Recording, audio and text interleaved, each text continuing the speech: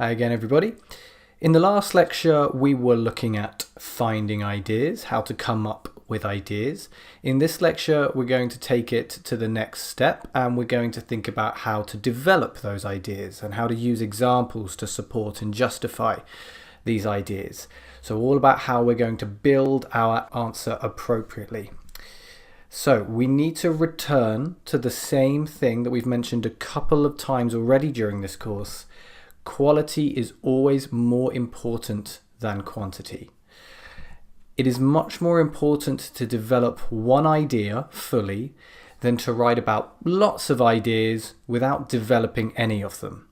So ideally, you should really only need 2 ideas for your individual body paragraphs, and then you develop those ideas with supporting ideas. Doing so enables us to address key criteria for task achievement, which is Band 7 presents, extends and supports main ideas. If you look at Band 8, this just goes a step further. Presents a well-developed response to the question with relevant, extended and supported ideas. So the greater your development, the higher your score in task response. So, how do we develop ideas?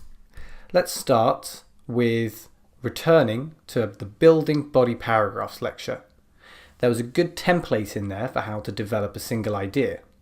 You've got your topic sentence, support sentence, example sentence, alternative sentence, result sentence.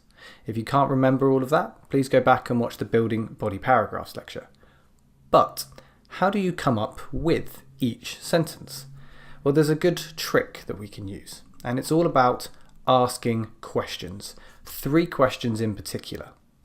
But these questions are more specific than the questions we asked ourselves to find ideas. The questions we need to ask ourselves if we want to develop ideas are, firstly, why?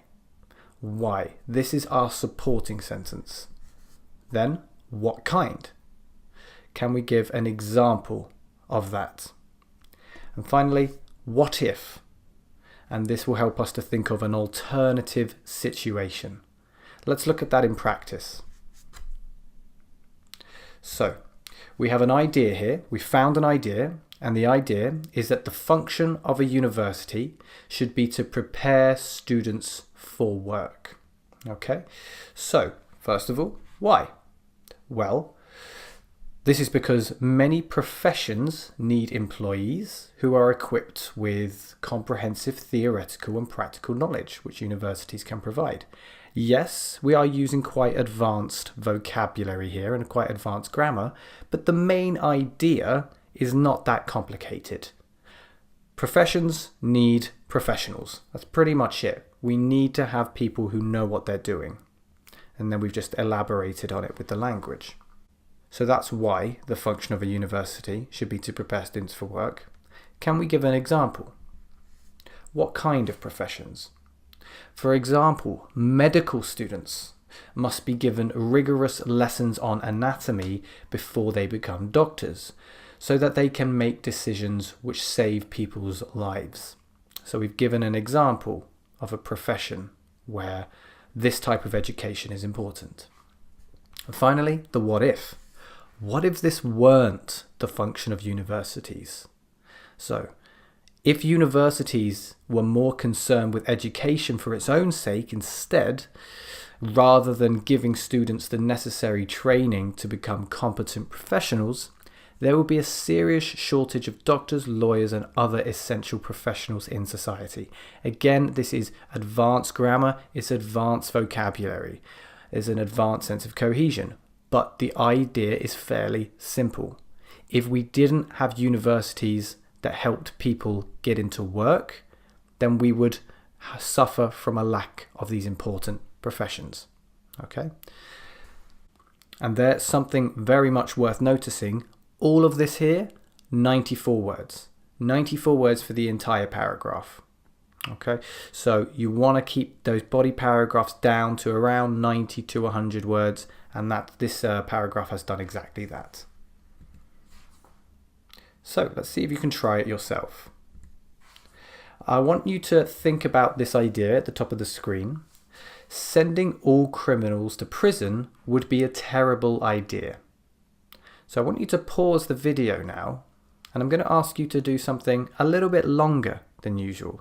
I would like you to see if you can answer each of these questions, which will help to develop the main idea. Why? Why would sending all criminals to prison be a terrible idea?